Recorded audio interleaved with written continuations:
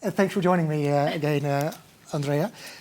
One thing that didn't go unnoticed today was your passion for Chinese cars, right? So that's something that came back a couple of times already, and but we don't hold it against you, right? So maybe looking at today, obviously we started with your introduction, and then we had the group CEO of Nordea, Frank van Jensen, talking to us. What was your key takeaway from that presentation? Well, he said, and I found that very good as a summary, sustainability is not a project, it is the core of the culture. I think this is, very broad statement, but shows how far and how deep it goes into the organization. And the second thing I took away from it, he said that in order to achieve long-term goals, set concrete short-term goals. I think it's also very important not to be too ambitious. Be ambitious, but also make it measurable. Yeah. And the third thing I really liked, and also for me privately, I definitely will, somehow remind me of the statement: success is the sum of small effects repeated daily. Day in, day out. Yes, indeed, indeed. Yeah. He also talked about the trusted advisor, right? Internal audit being the trusted advisor, and the advisory capacity of internal audit, and that we should come in early, right? And that the involvement from internal audit is important to him, right? Okay, then we had Patrick Ami from the ECB joining us. So what is your conclusion from that session, Willem-Jan? Yeah, maybe a couple of things. Patrick talked a little bit about putting things in perspective of where ECB came from 2020 onwards. First of all, with the self-assessment done by banks and the implementation plans. And one thing that he clearly expects banks to do, but also internal audit to do, is to make sure that we remediate those gaps, right? And there were clear timelines being put forward by ECB. And one of the comments also that he mentioned is that ECB will start enforcing. So his clear call to action to all of us is reach out to the JST when before actually the deadlines are being extended. I think that's what they find very important, is to continue the dialogue and to be informed timely and upfront. Mm-hmm. The other thing I think that he mentioned was that the role of the governance bodies in the banks is very important, and also he talked about the compensation policies. And I think finally, if we look at where to improve the third line, obviously he talked about monitoring of remediation. He talked about clear establishment of reporting lines to the government bodies, but also he made very clear that environmental risk should not stay in the third line. We should engage the first line, and that internal audit should play a role in that as well. And I guess then from Patrick Amis, we move forward to discuss with some chair of audit committees, with John Maltby, Marco Rigotti, and also with Finia from Deloitte, how internal audit could support the audit committee in their new sustainability duties. I think what's quite important is to set the scene here, and so we have a lot of discussion on in which environment we are in currently. Yeah, it's an evolving environment, it's an evolving regulation, and there is a lot of judgment needed. Yeah, we cannot rely on historical evidence or historical experiences. And I found it very interesting that, and I think it was John Maltby mentioning, there is an implicit relationship between climate and social, the social risk. Yeah. Yeah. That is something I have to admit I have not thought about yet. And there was a real challenge for the audit committee, you mentioned, indeed. Yeah. Well, and you have to help me on that, because there were a lot of, I think, interesting points in this discussion. The panelists compared ESG and coordination thereof as a journey. And John Maltby described the journey Nordea has undertaken. Yeah. and the tools he would use for that. And he made it clear that there is a difference between the standard financial reporting and the ESG reporting, because you cannot rely on so clear data and the external auditors, which follow a defined framework when it comes to external statements. Yeah, yeah. One thing I found striking what he said, and I think really, really valuable input, is that we now use assumptions instead of real data, and we need to get comfortable to a situation where also in a non-financial risk we kind of get restatements, because we kind of replace gradually assumptions with real data, and that is something also we need to be comfortable with, and how do we really communicate that to the outside world? So the data is really an interesting domain, I think, in this whole. I think that would be also for us as audit quite new thinking. Restatement currently would be something really odd. Yeah, it would be something really remarkable. Yeah. But going forward, it will be still something very remarkable, but we need to put it into different contexts, I guess. Absolutely, absolutely. And one of the other things that was mentioned was the value of culture and the organizational culture.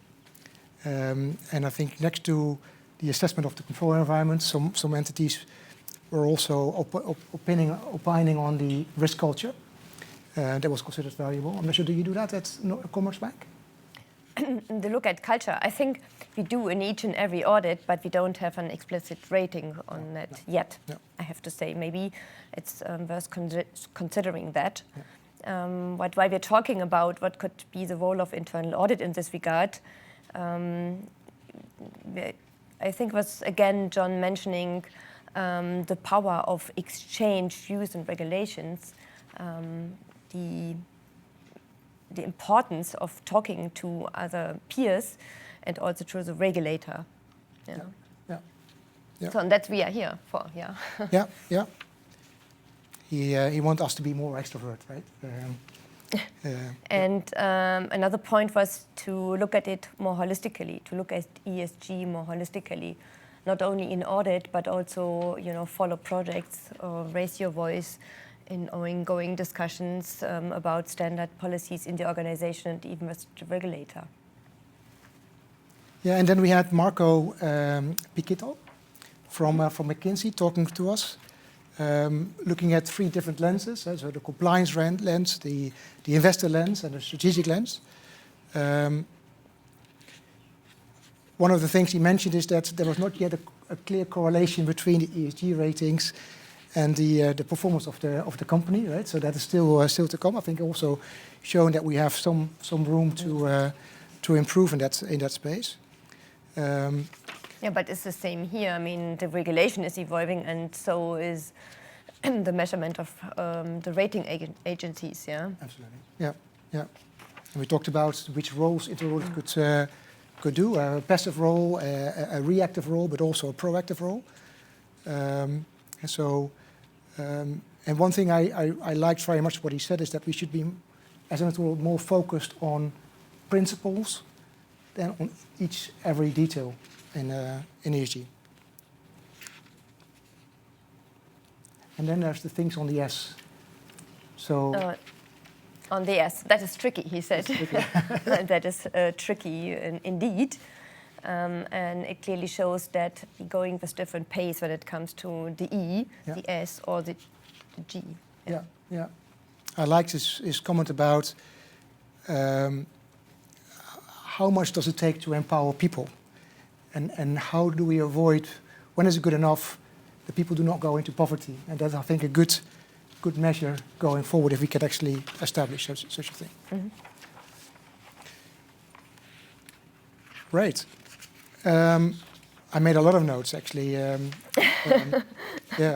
Maybe we should come to the next panel, the ECB panel again, yeah, where Maria was introducing 4 key learnings from recent benchmark activities. One on governance, on methodology, resourcing, and stature and effectiveness. So the ECB shared with us their views or their learnings from recent benchmark exercising. So on reporting line, I guess overall, they found that bank audit functions are doing quite good. They have access to the management body and also a regular communication established with the chair of the audit committee. So far, I think it was quite strong. Yeah. So being quite strong dimension. When it comes to methodology, we seem to have all included the risk in our audit universe, but they also identified some areas for improvement where we could do better. Yeah, yeah, definitely. One thing that I wrote down is the audit planning, where they said that it needs to be flexible enough to that it can be adopted when needed. Yeah, and I think the other comments made by ECB was on the data, that they kind of had a sense of urgency in terms of the buy or make decision, buying external data that is not yet available at banks. So when it comes to resources, I guess we share all the same issues, also with the ECB, a lack of resources, in particular in the areas like IT, where we all seek for new talents, and also ESG was mentioned as an area of focus in this regard. Yeah.